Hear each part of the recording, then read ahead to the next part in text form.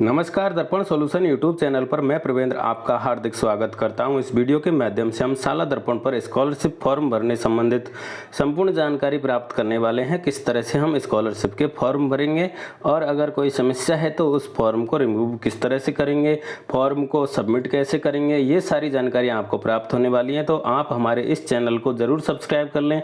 अगर आप हमारे चैनल के वीडियो देखते हैं तो आप प्लीज़ हमारे चैनल को ज़रूर सब्सक्राइब कर लें। और अगर आप नई पहली बार यहाँ पर आए हैं तो आप हमारे चैनल को ज़रूर सब्सक्राइब कर लें। ये आपसे मैं निवेदन करना चाहूँगा।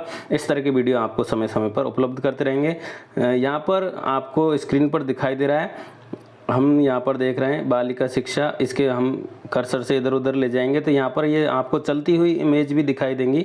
इनमें आपको स्कॉलरशिप देखना है या फिर आप डायरेक्ट स्कॉलरशिप साला दर्पण सर्च करेंगे गूगल पर तो आपको ये पोर्टल उपलब्ध हो जाएगा। गूगल पर आप स्कॉलरशिप साला दर्पण सर्च करेंगे, इस तरह का पोर्टल आपके सामने ओपन हो जाएगा। State scholarship portal, school scholarship यहाँ पर आपको दिखाई दे रही है। यहाँ पर आप राइट हैंड की तरफ लॉगिन बटन पर जाएंगे। ये आपका पोर्टल है। पोर्टल में आपको लॉगिन दिखाई देगा सबसे ऊपर राइट हैंड की तरफ। वहाँ पर आप क्लिक करेंगे, आपको दो ऑप्शन दिखाई देंगे, स्कूल लॉगिन और incharge login. School login school की आईडी पासवर्ड से लॉगिन होगा और इंचार्ज लॉगिन के लिए उस व्यक्ति के पर्सनल स्टाफ विंडो यानी जो कर्मचारी है जिनको हमने इंचार्ज बनाया है उनकी आईडी से लॉगिन होगा। तो हमने स्कूल लॉगिन किया है। स्कूल लॉगिन में dashboard, application status, report, rejected application, ये इस तरह के ऑप्शन हमें दिखाई देंगे। कहीं भी फॉर्म भरने का ऑप्शन दिखाई नहीं देगा। हम यहाँ से लॉग आउट हो चुके हैं। इंचार्ज लॉगिन पर क्लिक करेंगे। यहाँ सबसे पहले स्टाफ आईडी भरेंगे। स्टाफ आईडी के बाद में स्कूल की आईडी भरेंगे और कर्मचारी के स्टाफ विंडो के पासवर्ड भरते हुए कैप्चा भरेंगे और लॉगिन बटन पर क्लिक करेंगे। तो इंचार्ज के लॉगिन पर हमने ये लॉगिन कर लिया है। अगर आपने इंचार्ज नहीं बनाया है तो इंचार्ज बनाने की प्रोसेस हमने वीडियो के माध्यम से हमारे चैनल पर बता रखी है, आप वहाँ से देख सकते हैं। और आप स्कूल लॉगिन पर कार्मिक टैब है, उस पर जाकर इंचार्ज बना सकते हैं। स्कूल लॉगिन पर ऑप्शन है। हम यहाँ पर पहुँच चुके हैं डैशबोर्ड पर। डैशबोर्ड हमारा दिखाई दे रहा है। फर्स्ट ऑप्शन फ्रेश एप्लीकेशन है, दूसरा है रिन्यूअल एप्लीकेशन। जिन स्टूडेंटों के पिछले साल फॉर्म भरे थे वो रिन्यूअल में आ जाएंगे और जो फ्रेश भर रहे हैं वो यहाँ से हम देख सकते हैं। दोनों फ्रेश के अंदर दोनों ही फॉर्म हमें दिखाई देंगे, रिन्यूअल में सिर्फ वो दिखाई देंगे जिनको रिन्यू की जाएगा। तो यहाँ पर आप देख लीजिए, इस तरह से हमें ऑप्शन दिखाई दे रहा है और इसमें हमने 2022-23 सेलेक्ट कर लिया और कैटेगरी सेलेक्ट करते हुए 100 स्टूडेंट पर हमने क्लिक किया। यहाँ पर लिखा हुआ है click on figure to view detail. यहाँ पर जो संख्या लिखी हुई है उन पर हमें क्लिक करना है। क्लिक करते ही नीचे हमें डिटेल प्राप्त हो जाएगी। यहाँ पर आपको eligible student, pending student, lock student और वेरीफाइड स्टूडेंट इस तरह से ऑप्शन दिखाई देंगे। आप संख्या पर क्लिक करेंगे, जैसे यहाँ पर 12 लिखा हुआ है उस संख्या पर हमने क्लिक किया। नीचे 12 स्टूडेंटों की लिस्ट ओपन हो जाएगी और उन फॉर्मों को हम देख सकते हैं, फॉर्म भर सकते हैं, रिजेक्ट कर सकते हैं। ये ऑप्शन हमारे सामने है। यहाँ पर हम जो स्टूडेंट है उसके किसी कारण से फॉर्म रिजेक्ट करना है तो रिजेक्ट का रीज़न हमें यहाँ पर लिखना है।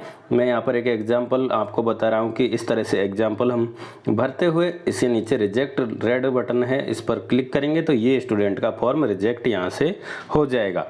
ये रिजेक्शन का है। रिजेक्ट हमें अगर करना है तो, अगर नहीं करना है तो हमें इसे फॉर्म को फिल करना होगा। फिल करने के लिए हमें यहाँ पर जो ऑप्शन है आगे की तरफ सबसे आगे व्यू या आंख का सा निशान दिखाई देगा, इस पर हम क्लिक करेंगे तो यहाँ पर हमारा फॉर्म ओपन होगा। आप देख लीजिए, जैसे हम यहाँ पर क्लिक कर रहे हैं लिखा हुआ आता है, हमने यहाँ पर इसको क्लिक किया।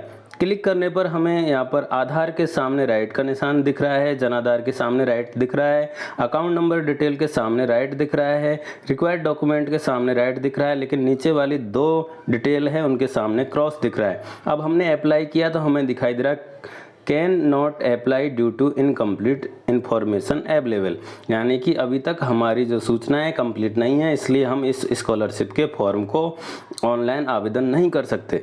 तो इस तरह से एक इशू इस तरह से आएगा आपके सामने। दूसरा इशू आप देख लीजिए, यहाँ पर जनाधार के सामने क्रॉस लगा हुआ है और थर्ड नंबर पर क्रॉस लगा हुआ है। तो can't save bank detail as bank IFSC not valid, please enter valid IFSC code. अब हम यहाँ पर ये जो ऑप्शन है ये हमारे तब दिखाई देंगे जब स्टूडेंट के जनाधार ऑथेंटिकेशन हो चुका होगा। जनाधार ऑथेंटिकेशन होने पर अपने आप ही यहाँ पर बैंक डिटेल दिखाई दे जाएगी। इस तरह से हम जब भी फॉर्म में अप्लाई करेंगे इस तरह की एरर आपको दिखाई देंगी। तो आधार ऑथेंटिकेशन, जनाधार ऑथेंटिकेशन हमें स्टाफ विंडो से करना है। उसके बाद में हमारी डिटेल यहाँ पर भरी हुई दिखाई देंगी। आधार ऑथेंटिकेशन होने के बाद में जनाधार ऑथेंटिकेशन होने के बाद राइट आ जाएगा। इसी तरह से अकाउंट डिटेल भी ऑटोमेटिक यहाँ पर जनाधार ऑथेंटिकेशन होते ही आ जाएगा। रिक्वायर्ड डॉक्यूमेंट हमें जो इनकम सर्टिफिकेट है, कास्ट सर्टिफिकेट है, ये हमें लेने हैं, लेकर हमारी फाइल करना है। उसके बाद में फैमिली इनकम यहाँ पर अपडेट नहीं दिखा रहा है तो हम फैमिली इनकम अपडेट करने की प्रोसेस भी आपको दिखाएंगे। और डे स्कॉलर या हॉस्टलर स्टूडेंट है तो उसके लिए भी हमें अपडेट करने का यहाँ पर मैं आपको बताने वाला हूँ। तो इस तरह से जो फॉर्म है वहाँ सारी राइट के निशान अगर आ जाएंगे तब हम इस फॉर्म को अप्लाई कर पाएंगे। अगर एक भी क्रॉस का निशान है तो हम इस फॉर्म को अप्लाई नहीं कर पाएंगे। हमारी फैमिली इनकम यहाँ पर इनकम्प्लीट है और बाकी सारी डिटेल कंप्लीट है। फैमिली इनकम हम अपडेट करेंगे और वो कहाँ से करेंगे वो भी मैं आपको बताने वाला हूँ।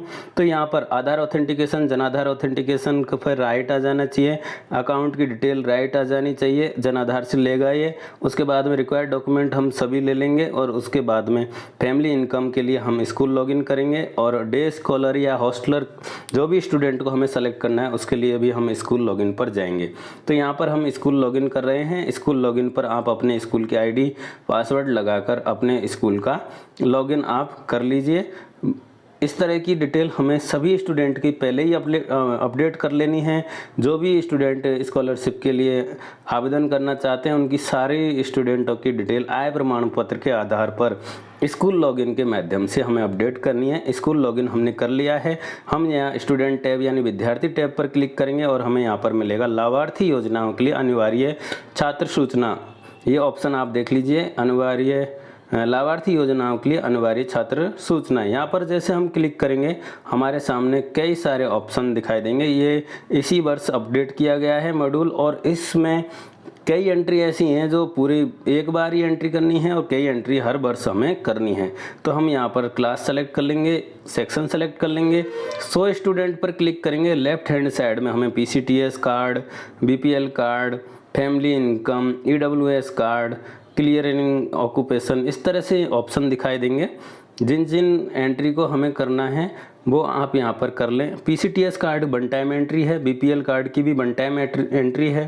फैमिली इनकम हमें हर वर्ष अपडेट करनी होगी। EWS कार्ड की एंट्री एवरी ईयर करनी होगी। इस तरह से यहाँ पर दिखाई दे रहा है। 3rd नंबर का ऑप्शन फैमिली इनकम, हम यहाँ पर क्लिक करेंगे और हर एक बच्चे के आय प्रमाण पत्र या घोषणा पत्र हमने लिया है उसके आधार पर उनकी इनकम हमें अपलोड करनी है। यहाँ पर हम स्टूडेंट को सर्च करेंगे, सर्च का मतलब वहाँ पर ले जाएंगे, नाम वाइज यहाँ पर मिल जाएंगे स्टूडेंट और उसके सामने ऑप्शन है उसमें हम डाटा फीड करेंगे। सामने सेव बटन है, सेव पर क्लिक करेंगे। सेव पर क्लिक करते ही थोड़ा वेट करें हम और वेट करने के बाद हमारे स्क्रीन पर मैसेज दिखाई देगा annual income information save successfully, यानी कि उस स्टूडेंट के लिए एनुअल इनकम सेव हो चुकी है। अब हम वापस स्कॉलरशिप पोर्टल पर चलते हैं।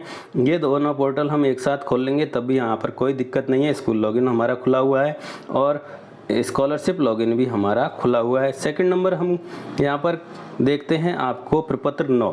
प्रपत्र 9 के अंतर्गत हम आपको डे स्कॉलर और हॉस्टलर की एंट्री है वो भी आपको बता देते हैं। इसमें भी आपकी समस्या आ सकती है। जिन स्टूडेंटों के आपने प्रपत्र 9 कंप्लीट नहीं किया है उनके ये समस्या आएगी। फर्स्ट पेज उन्हें सेव करना ज़रूरी है। फर्स्ट पेज के बाद में हम आगे की एंट्री भी हमें सेव करना ज़रूरी है, लेकिन जो फर्स्ट पेज है उस पर हमें ये ऑप्शन दिखाई देगा। यहाँ पर आप फॉर्म जो प्रपत्र 9 है उसे कंप्लीट कर लें और कंप्लीट करने के बाद में यहाँ पर आपको दिखाई देगा राशन कार्ड के सामने इज डे स्कॉलर। हाँ, यहाँ पर ऑटोमेटिक डे स्कॉलर्स पर सेलेक्ट है। अगर हॉस्टलर हम सेलेक्ट करेंगे तो ये हॉस्टलर पर क्लिक करेंगे और हॉस्टलर हो जाएगा। डे स्कॉलर सेलेक्ट करेंगे तो डे स्कॉलर हो जाएगा। अब इसे हम नीचे सेव एंड नेक्स्ट पर क्लिक करेंगे। तो इस तरह की अगर किसी स्टूडेंट की समस्या आ रही है तो डे स्कॉलर सेलेक्ट नहीं हो रहा है, क्रॉस आ रहा है, राइट का निशान नहीं आ रहा है, तो प्रपत्र 9 का फर्स्ट पेज आप सेव करें। उसके बाद में आप स्कॉलरशिप पोर्टल पर जाएँ और हमारी अब हमने स्कॉलरशिप पोर्टल पर वापस आ चुके हैं और यहाँ पर हम वापस से उस फॉर्म को ओपन करते हैं जिसमें हमारी समस्या आ रही थी, यानी कि हमने जो स्टूडेंट को सेलेक्ट किया उसके सामने फैमिली इनकम पर क्रॉस आ रहा था। अब वापस से उसी फॉर्म को हम खोल कर देखते हैं। यहाँ पर हम क्लिक कर रहे हैं, उसी स्टूडेंट का नाम हम यहाँ पर सेलेक्ट करते हैं, सामने व्यू का ऑप्शन है, यहाँ पर हमने क्लिक किया। क्लिक करने पर हमारा जो फॉर्म है, अब यहाँ पर हमारे सारी जगह राइट के निशान आ चुके हैं। कोई भी एक एंट्री ऐसी नहीं है जिसके सामने क्रॉस है। अब हम यहाँ पर इस फॉर्म को अप्लाई करेंगे। देख लीजिए आप, आधार के आगे राइट आ गया, जनाधार के आगे राइट आ गया और अकाउंट के सामने राइट आ गया। रिक्वायर्ड डॉक्यूमेंट पहले से राइट था, फैमिली इनकम यहाँ पर राइट हो चुका है और डे स्कॉलर हमारा यहाँ पर लिखा हुआ आ रहा है। तो इस तरह से हम सारी एंट्री सेव कर चुके हैं और फैमिली जो इनकम है, फैमिली का जो अकाउंट नंबर है वो जनाधार से लेगा। तो स्टूडेंट का जनाधार अगर जुड़ा हुआ है तो स्टूडेंट का जनाधार शो हो जाए, अकाउंट नंबर शो हो जाएगा। और अगर फैमिली का अकाउंट नंबर है तो फैमिली का अकाउंट नंबर यहाँ पर शो हो जाएगा। यहाँ पर फैमिली का अकाउंट नंबर शो हो रहा है तो उसके सामने फैमिली हेड लिखा हुआ आ रहा है। अगर स्टूडेंट का होता तो स्टूडेंट का यहाँ पर दिखाई देता। अब हम सारा कंप्लीट होने के बाद अप्लाई पर क्लिक करेंगे। अप्लाई पर क्लिक करते हमारे सामने अप्लाइड सक्सेसफुली का मैसेज दिखाई देगा, यानी कि हमने ये फॉर्म यहाँ से सबमिट कर दिया। एक स्टेप हम कंप्लीट कर चुके हैं, अब हमें एक स्टेप और करनी है। ये फॉर्म 2 स्टेपों में कंप्लीट हो जाएगा। हमें सिर्फ 2 स्टेप करनी है। 2 स्टेप करने के बाद हमारा फॉर्म कंप्लीट हो जाएगा। आप सारे फॉर्म भरकर सेकंड स्टेप कर सकते हैं या फिर आप कुछ फॉर्म सेलेक्ट भरने के बाद में उनको लॉक कर सकते हैं। सेकंड स्टेप हमारा होगा लॉक स्टूडेंट। हमने फर्स्ट में एप्लीकेशन अप्लाई कर दिया है, अब इनको लॉक करना है, डाटा लॉक हमें करना है। तो यहाँ पर सेकंड स्टेप जो है उस पर हम चलते हैं। लॉक स्टूडेंट सत्र हमने सेलेक्ट कर लिया। जिस स्कीम के अंदर हमने फॉर्म भरे उसे सेलेक्ट करते हुए सो स्टूडेंट पर क्लिक करेंगे।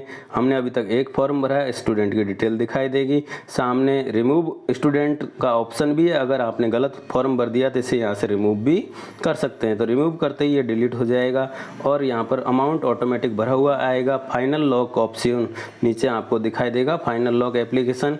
हम यहाँ पर क्लिक करेंगे तो फाइनल लॉक करने का ऑप्शन हमारे सामने खुल जाएगा। अगर आपके अभी फाइनल लॉक करते समय OTP में दिक्कत आ रही है या मोबाइल नंबर सही नहीं आ रहा है तो आप अपने स्कूल की प्रोफाइल खोलें।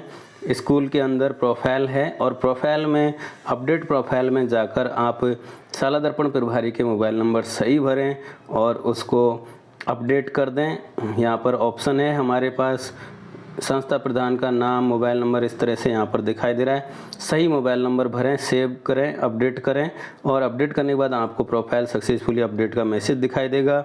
उसके बाद आप फाइनल लॉक एप्लीकेशन पर क्लिक करें। फाइनल लॉक एप्लीकेशन पर क्लिक करने के बाद आपको यहाँ पर मैसेज आएगा। मैसेज आने के बाद आपको यहाँ पर सेलेक्ट ऑप्शन का दिखाई देगा। सेलेक्ट ऑप्शन आप यहाँ से सेलेक्ट कर लें। 2 नंबर यहाँ पर दिखाई देंगे, प्रिंसिपल के नंबर, शाला दर्पण प्रभारी के नंबर। यहाँ पर आप नंबर सेलेक्ट करते हुए हाँ पर क्लिक करें। हाँ पर क्लिक करेंगे, OTP यहाँ पर लिखा गया है कि your OTP send to your scholarship प्रभारी मोबाइल नंबर पर चला गया है और यहाँ पर हम OTP एंटर करेंगे।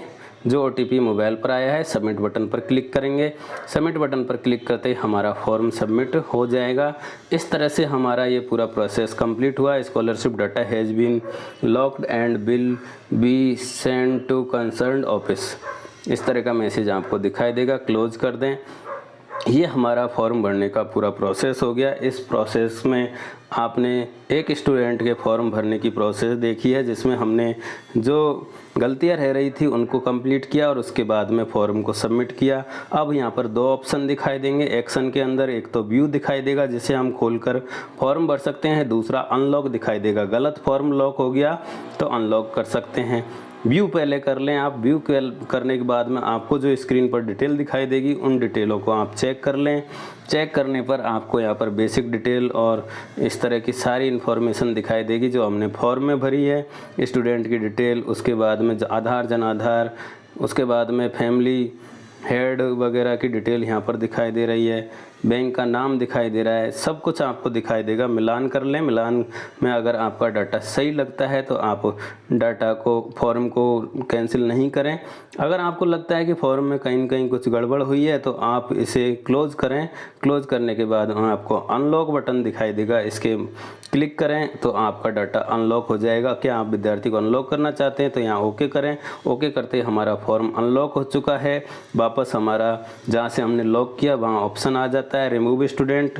अब रिमूव स्टूडेंट के माध्यम से इस फॉर्म को हम यहाँ से हटा सकते हैं। रिमूव पर क्लिक कर दिया, एप्लीकेशन यहाँ पर रिमूव हो चुका है, यानी कि वापस वहीं पहुँच गया फॉर्म जहाँ से हमने अप्लाई किया। अब हम अगर इस फॉर्म को दोबारा अप्लाई करना चाहेंगे तो हमें वापस से पूरी प्रोसेस अपनानी होगी और अब हम फ्रेश एप्लीकेशन या जो एप्लीकेशन हम भरना चाह रहे हैं वहाँ से जाकर इसे भरेंगे। फ्रेश एप्लीकेशन के बाद में रिन्यूअल स्कीम के अंतर्गत वो स्टूडेंट आएंगे जिनका लास्ट ईयर फॉर्म भरा गया था, उनके फॉर्म अप्लाई करने के लिए हम रिन्यूअल पर क्लिक करेंगे तो वहाँ उनके नाम शो हो जाएंगे। लेकिन आधार ऑथेंटिकेशन, जन आधार ऑथेंटिकेशन सभी स्टूडेंटों का होगा तभी उनका फॉर्म भरा जाएगा। ये चीज़ हमें ध्यान रखना है। सभी स्टूडेंटों का जन आधार ऑथेंटिकेशन कंपलसरी है, उससे उनका अकाउंट नंबर लिया जाएगा। जिनका जन आधार ऑथेंटिकेशन नहीं हो रहा है उनके अकाउंट नंबर शो नहीं होंगे, डिटेल शो नहीं होगी। इसलिए पहले आधार जन आधार ऑथेंटिकेशन का काम स्टाफ विंडो पर करेंगे क्लास टीचर, और उसके बाद में स्कॉलरशिप प्रभारी इसको फॉर्म को यहाँ से अप्लाई करेंगे।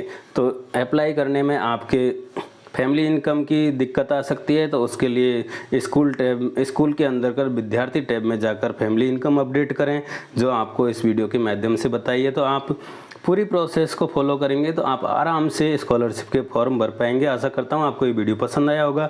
पसंद आया तो लाइक करें, कमेंट करें, शेयर करें और आप सभी से इतना निवेदन करना चाहूँगा इस तरह के वीडियो